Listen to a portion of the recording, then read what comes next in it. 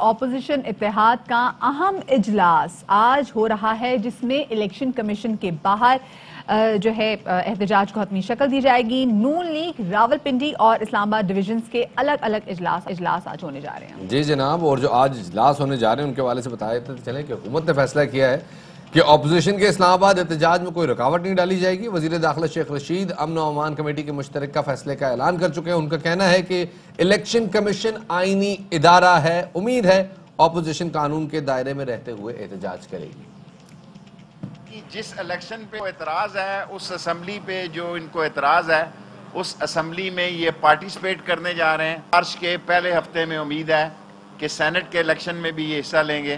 Foreign funding کی proceeding ہو رہی ہے، کیس لگا ہوا ہے، اس لیے ہم ان کے رستے میں کوئی رکاوٹ نہیں بنے گی۔ ایسے مذہبی نعرے نہ لگائے جائیں جو اشتعال پھیلاتے ہوں۔ اسرائیل ریلی نکال رہے ہیں، کیا عمران خان اسرائیل کو تسلیم کرنے جا رہے ہیں؟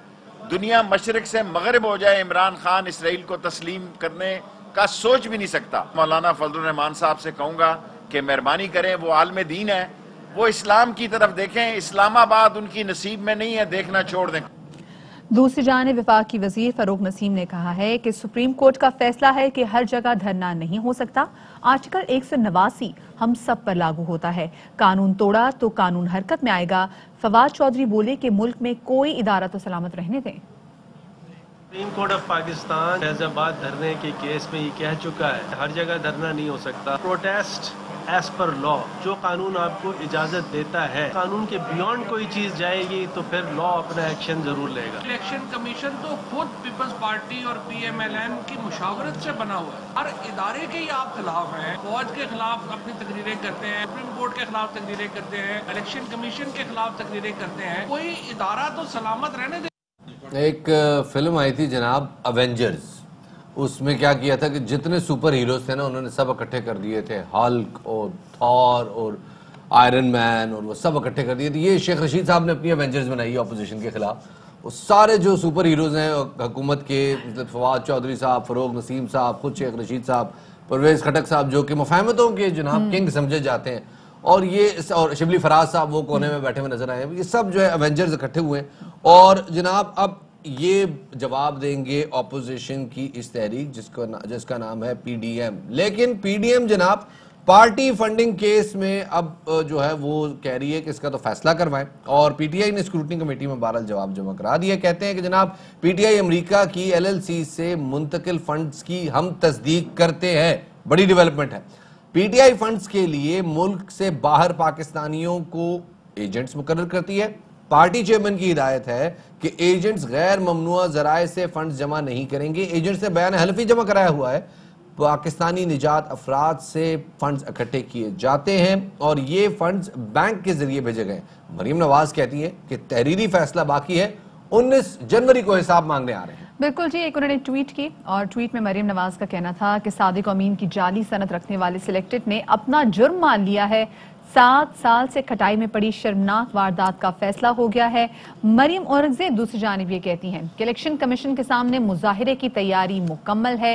مریم نواز نون لیگ کی ریلی کی قیادت کریں گی، اور اسی حوالے سے بات کرنے کے لیے ہمارے ساتھ موجود ہیں مسلم لیگ نون کے رہنما طلال چودھری صاحب، ان کو شامل گفتگو کریں گے۔ طلال صاحب، سب سے پہلے تو یہ بتائیے گا کہ وفاقی وزراء یہ کہتے ہیں کہ حکومت الیکشن کمیشن کے باہر مظاہرے میں کسی قسم کی رکاوٹ نہیں بنے گی، لیکن جو قانون کی خلاف ورزی کرے گا تو قانون حرکت میں آئے گا۔ اس حوالے سے سب سے پہلے تو آپ کو کامنٹ لینا چاہیں گے۔ وہ ایک پنجابی کا محاورہ ہے کہ ہاتھ نہ پیا تو تھو کوڑی، یعنی جب آپ سے کچھ ہو نہ سکے، کسی کو روک نہ سکے، تو پھر اس کے بعد کہتے ہیں ہم نے اجازت دے دی۔ ملتان میں بھی آپ نے روکا تھا، لاہور میں بھی آپ نے روکا تھا، گجرانوالہ میں بھی روکا تھا، کہاں روکنے کی کوشش نہیں ہوئی؟ اور اس کے بعد جلسہ جو ہے وہ پورے شہر میں پھر ہوا۔ تو اگر یہاں بھی روکنے کی کوئی خواہش ہے تو پوری کر کے دیکھ لیں، پھر جلسہ جو ہے وہ پورے اسلام آباد میں ہوگا، وہ ریلی پورے اسلام آباد میں ہوگی۔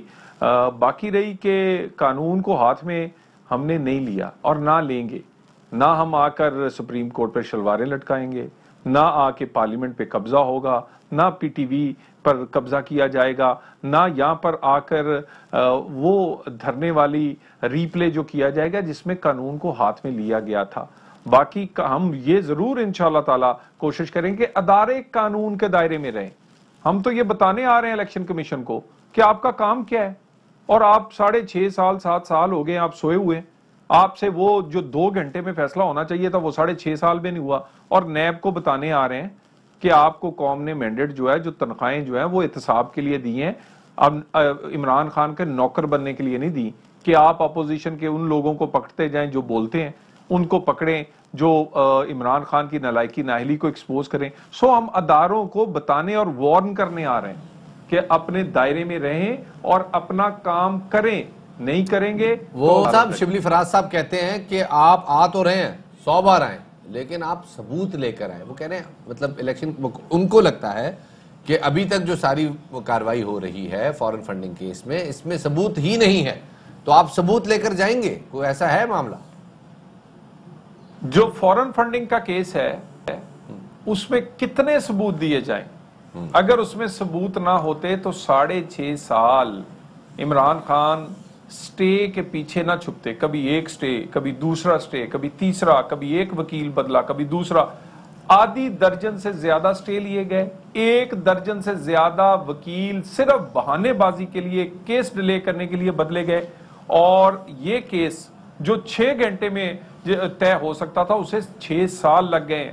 اس کے ثبوت اس سے بڑا کیا ہوگا کہ جتنے باہر کے اکاؤنٹ ہیں امریکہ کے اور باقی وہ عمران خان کے دستخطوں سے, سائن سے کھلے. انہوں نے بورڈ آف گورنرز وہاں پر مقرر کیے, انہوں نے وہاں خزانچی مقرر کیے, ان خزانچیوں, اس بورڈ, اس سائن شدہ اکاؤنٹ سے پیسے پاکستان آئے. اس کے بعد بھی اگر کوئی ثبوت چاہیے. اچھا, اب اس کے علاوہ آپ کی جو پارٹی ہے نا وہ ان ہاؤس تبدیلی کے حوالے سے بھی بڑی بات کرتی ہے, اور اس کے جواب میں اعجاز شاہ صاحب یہ کہتے ہیں کہ جو ان ہاؤس تبدیلی ہے نا ایک سیاسی راستہ ہے, کوئی کرنا چاہتا ہے تو کرے, لیکن پنڈی اسلام آباد آنے سے کچھ نہیں ہوتا, تو پھر کیا پلان ہے؟ ابھی تو پنڈی کا نام لیا ہے اور پھر چائے کی بھی آفر آ گئی ہے. جس دن ہم پنڈی کو چلیں گے تو اس دن بڑی بڑی آفرز آئیں گی, لیکن ہم کسی آفر پر کان دھرنے والے نہیں ہیں. اس چائے کی آفر پہ بھی ہم نے کہا ہے اس چائے کی ہم کو چاہ نہیں, اس چائے کو چاہ میں ڈال دو. سو ہم کوئی آفر قبول نہیں کریں گے, ہم جس مقصد کے لیے آ رہے ہیں وہ پورا کر کے جائیں گے. تو اب کو چائے کی چاہ نہیں ہے تو پھر ذرا بتائیں کہ اگر مثال کے طور پہ آپ جاتے ہیں الیکشن کمیشن کے سامنے احتجاج کرتے ہیں, آپ کو لگتا ہے کہ آپ کے احتجاج کے ذریعے فیصلہ آپ کے حق میں آ جائے گا, لیٹ سے for the sake of argument فیصلہ آپ کے حق میں نہیں آتا, پھر پی ڈی ایم کیا کرے؟ دیکھیں, الیکشن کمیشن کو جگانے جا رہے ہیں, ان کی آنکھیں کھولنے جا رہے ہیں, ان کو بتانے جا رہے ہیں, جھنجھوڑنے جا رہے ہیں کہ اٹھو, قوم نے آپ کو رول دیا تھا, پہلے رول دیا تھا تو آپ کے ہوتے ہوئے وہ سسٹم بیٹھ گیا, آپ کے ہوتے ہوئے پولنگ ایجنٹوں کو باہر نکال دیا گیا, آپ کو الیکشن کمیشن کے ہوتے ہوئے وہ سارا 2018 کا الیکشن آپ کی نگرانی میں چوری کر لیا گیا, اور اس کے بعد آپ سے وہ فیصل واڈا اور یہ جو فورن فنڈنگ کے کیس ہیں, آپ سے فیصلہ کیوں نہیں ہو پا رہا؟ کیا فیصلے جو ہیں وہ خاص قسم کے پارٹیوں کے خلاف کیے جاتے ہیں, یا فیصلے پوچھ کر کیے جاتے ہیں, یا فیصلے جو ہیں وہ کیا کہتے ہیں کسی سے آپ کو اجازت لینا پڑتی ہے؟ آپ کو کوئی ڈر نہیں ہے؟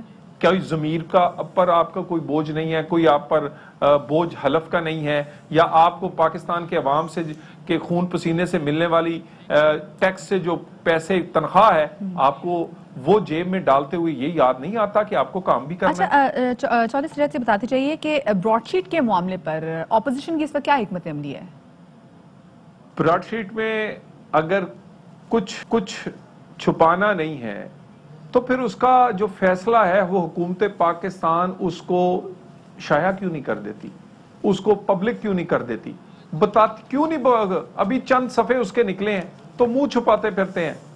بھئی کہاں وہ آپ پورا فیصلہ آئے گا تو یہ عمران خان یہ جو ٹویٹس کرنے سے پہلے فیصلہ پڑھ لیتے تو بہتر تھا.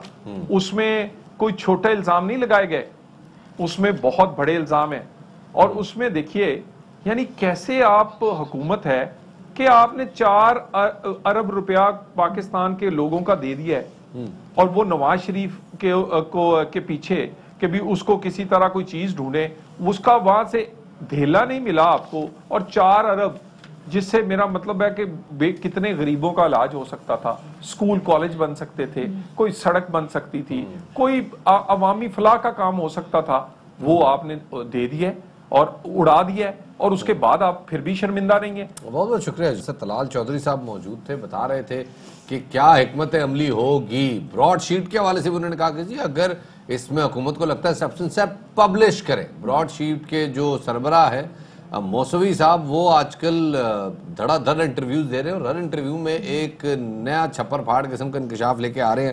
تو لیٹ سی جناب ان کی انکشافات ان تک ہی محدود رہتے ہیں یا وہ کوئی کانکریٹ ایویڈنس بڑا شفاعت کل بڑا زبردست شو کیا ارشد شریف صاحب نے, اور جتنے پیپرز, کیونکہ کم پیپرز ایسے ہیں جو کہ میڈیا پہ آئے ہیں, بہت سارے ایسے پیپرز ہیں, مطلب 17 پیپرز پہ تو مشتمل یہ تمام رپورٹ ہے, تو انہوں نے رپورٹ پہ بڑی مفصل گفتگو کی. سو میرے خیال سے ریپیٹ میں وہ جو لوگ ہمیں دیکھ رہے ہیں تو آپ شو ضرور دیکھیے گا.